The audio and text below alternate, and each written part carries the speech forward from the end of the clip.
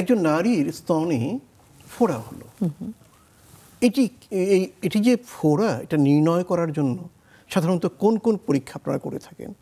প্রাথমিক তো আমরা শারীরিকভাবে পরীক্ষা করে পেশেন্টকে দেখি যে ফোড়ার কিছু লক্ষণ আছে, যেমন খুব ব্যথা থাকে, লাল হয়ে যায়, চামড়া ফুলে যায়, এরকম দেখলেই অনেক সময় বোঝা যায় যে ফোড়া হয়েছে।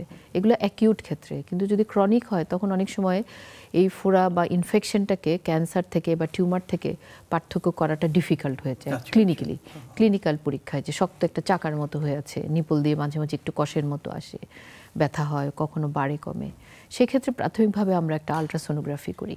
আলট্রাসোনোগ্রাফি করলে কিন্তু এটা একটা খুবই ভালো একটা পরীক্ষা, যেটা বলতে পারে যে এটা একটা সলিড টিউমার, সলিড কিছু হয়েছে, নাকি এটা সিস্টিক মানে ওখানে পুজ আছে বা রক্ত আছে বা পানি জমে আছে। তো প্রাথমিক পরীক্ষাটাই হচ্ছে আলট্রাসোনোগ্রাফি। এরপরে যদি আলট্রাসাউন্ডে কোনো সাসপিশাস কিছু থাকে, যে অনেক সময় মিক্সড প্যাটার্ন থাকে, তখন আমরা আসলে একটা বায়োপসি করি। বায়োপসি করলেই কিন্তু কনফার্ম হয়ে যায় আলট্রাসাউন্ড গাইডেড সলিড এরিয়া থেকে, যে এটা কি একটা ক্রনিক ইনফেকশন নাকি অন্য কোনো কিছু টিউমার বা অন্য কিছু হয়েছে। আর ফোড়া থাকলে, পুজ থাকলে তো এটা আলট্রাসাউন্ডই যথেষ্ট, এটা বলে দিতে পারে যে ওখানে পুজ আছে। আচ্ছা, আরেকটি প্রশ্ন, সেটি হলো এটি নিয়ে ছেলেদের আগ্রহ বেশি, সেটা হলো পুরুষের স্তনে বা ব্রেস্টে কি এই ফোড়া হতে পারে কিনা? খুব কমনলি হয় না, কারণ হচ্ছে কি যে পুরুষদের হচ্ছে ব্রেস্ট টিস্যু খুবই সামান্য থাকে। এক্সটার্নালি যেমন একটা নিপল, কালো চামড়া, অ্যারিওলা, একটু ছোট ব্রেস্ট টিস্যু আছে। পুরুষদেরও ব্রেস্টে ডিজিজ হয়, কিন্তু অনেক তুলনামূলক অনেকই কম, যেহেতু ব্রেস্টের ভিতরে ওরকম গ্ল্যান্ডুলার টিস্যু ওরকম বেশি থাকে না, থাকে না, সুতরাং এগুলি হওয়ার চান্স কম। কিন্তু আমি এই সুযোগে একটু বলে নিতে চাই, পুরুষদের ব্রেস্টেও কিন্তু ক্যান্সার হয়। আমরা একটু পরে ওই আলোচনাটা করব। তো তার মানে ফোড়া হতে পারে, সংখ্যায় কম, খুবই কম। আচ্ছা, এরপরে আপনি যেটা বললেন যে স্তনের ভেতরে কতগুলো টিউমারের মতো হয় যেটা ক্ষতিকর নয়, এমন টিউমারগুলোকে আপনারা কি বলেন? সবচাইতে কমন টিউমার যেটা ইয়াং এজে হয়, এটাকে আমরা বলি ফাইব্রো অ্যাডিনোমা। আচ্ছা, ফাইব্রো অ্যাডিনোমা এটা সাধারণত 30-এর নিচে যাদের বয়স তাদেরই হয়, এবং এটা হয় কি ব্রেস্টের যে যখন বড় হতে থাকে, বৃদ্ধিপ্রাপ্ত হওয়ার বয়সটা, ওই সময় ব্রেস্টে যদি আমরা যে জানি যে ব্রেস্টের যে ডেভেলপমেন্ট, এটা কিন্তু হরমোনাল ডেভেলপমেন্ট, হরমোনের ইনফ্লুয়েন্সে এটা হয়, বিভিন্ন ধরনের হরমোনের অ্যাক্টিভিটির কারণে হয়। তো এই হরমোনগুলি অনেক সময় ইমব্যালেন্স থাকে, দেখা যায় যে হরমোনের মাত্রা ইমব্যালেন্স হতে পারে, আবার ব্রেস্টের যে গ্রন্থিগুলো, টিস্যু, টার্গেট টিস্যু আছে, এটার সেন্সিটিভিটিরও পার্থক্য হতে পারে।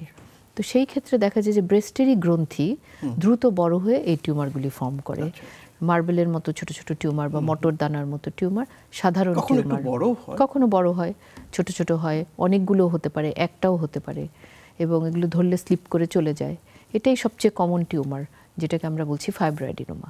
আচ্ছা, এই টিউমারটি কখনো কি ক্যান্সারে রূপান্তরিত হতে পারে? আসলে ফাইব্রো অ্যাডিনোমা কখনো ক্যান্সারে রূপান্তরিত হয় না, কিন্তু ব্রেস্টের কিছু বিনাইন বা ক্ষতিকর না, আপাতত ক্ষতিকর না কন্ডিশন আছে, যেগুলো উইথ টাইম ক্যান্সারে রূপান্তরিত হতে পারে।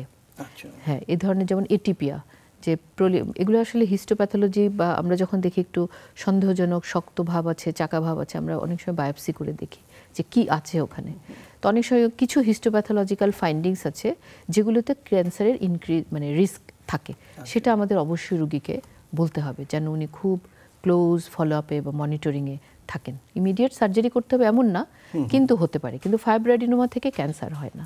আচ্ছা, ফাইব্রো অ্যাডিনোমা যেটা বললেন অক্ষতিকর যে টিউমারটি, এটি কিভাবে আপনারা নির্ণয় করেন? এটি আসলে প্রধানত রুগী চলে আসে, কারণ হ্যাঁ, ওরা নিজেরাই নিজেদের ব্রেস্টে একটা ছোট ছোট যে ধরলে ছুটে যাচ্ছে এরকম একটা কিছু পায়, আসলে তখন আমরা আবার সেই একই শারীরিক পরীক্ষা করে দেখি, হিস্ট্রি নেই, ফিজিক্যাল এক্সামিনেশন করি, এবং সবচেয়ে নন ইনভেসিভ আলট্রাসোনোগ্রাফি পরীক্ষাটাই আমরা করি। এবং ইয়াং ব্রেস্টে কিন্তু আলট্রাসোনোগ্রাফি হচ্ছে সবচেয়ে ভালো পরীক্ষা। আলট্রাসোনোগ্রাফি করে তো ফাইব্রো অ্যাডিনোমার একটা নির্দিষ্ট ডেসক্রিপশন আছে। আমার ক্লিনিক্যাল ফাইন্ডিংস বা পরীক্ষা, শারীরিক পরীক্ষার সাথে যদি আলট্রাসাউন্ডটা মিলে যায়, তাহলে তো ডায়াগনোসিস হলোই।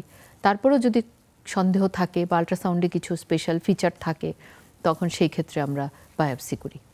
আচ্ছা, সমস্ত ক্ষেত্রেই কি মানে ফাইব্রো অ্যাডিনোমা বা অক্ষতিকর যে টিউমারগুলো, এর সমস্ত ক্ষেত্রেই কি অপারেশন করা দরকার? না না, কখনোই আর একটা সময় ছিল যে ব্রেস্টে টিউমার হলেই অপারেশন করে, কিন্তু আসলে ফাইব্রয়েডিনোমা কখনো আমরা এখনকার দিনে আর তেমন অপারেশন করি না, বিশেষ করে 30-এর নিচে যদি সাইজগুলি আপনার 3-4 সেন্টিমিটারের কম থাকে। ছোট ছোট ফাইব্রয়েড ইউজুয়ালি দেখা যায় 1 সেন্টিমিটার 1.5 সেন্টিমিটার। তো আমাদের বুক টিচিং হচ্ছে 5 সেন্টিমিটারের বড় হলে তখন এটা সার্জিক্যাল ইন্ডিকেশন আছে। তা আদারওয়াইজ কিন্তু এটা ফলো আপে রাখা, কারণ অনেক সময় এরকমও আমরা দেখেছি যে মেয়েরা বড় হতে হতে ফাইব্রয়েডিনোমাগুলি কিন্তু অনেক সময় শ্রিঙ্ক করে যায়, ছোট হয়ে যায়, অনেকগুলি চলেও যায়। এবং ছোট ফাইব্রয়েডিনোমা 1-1.5-2 সেন্টিমিটার ফাইব্রয়েডিনোমা সারা জীবন থাকলেও কিছু যায় আসে না। আমাদের এরকম রোগী আসেন যে সারা জীবন হয়তো ব্রেস্টে কোনো পরীক্ষাই করেন নাই, এখন মনে করেন 50-60 বছর বয়স, এখন একটা পরীক্ষা জাস্ট রুটিন চেক আপে এসছেন, তখন দেখা গেলো আল্ট্রাসাউন্ড করে দেখা গেলো ওনার ব্রেস্টে অনেক ছোট ছোট ফাইব্রয়েডিনোমা আছে, যেগুলো উনি কখনো সচেতনভাবে জানতেনই না, বা আমরাও ফিল করে পালপেবল না, মানে হাতে পাওয়া যাচ্ছে না, কিন্তু আল্ট্রাসাউন্ডে দেখা যাচ্ছে। তো এটা নিয়ে তো উনি সারা জীবনই আছেন। তো যে কারণে যে কোনো একটা পরীক্ষায় ফাইব্রয়েডিনোমা ধরা পড়লেই অপারেশন করতে হবে, এটা কিন্তু ঠিক না।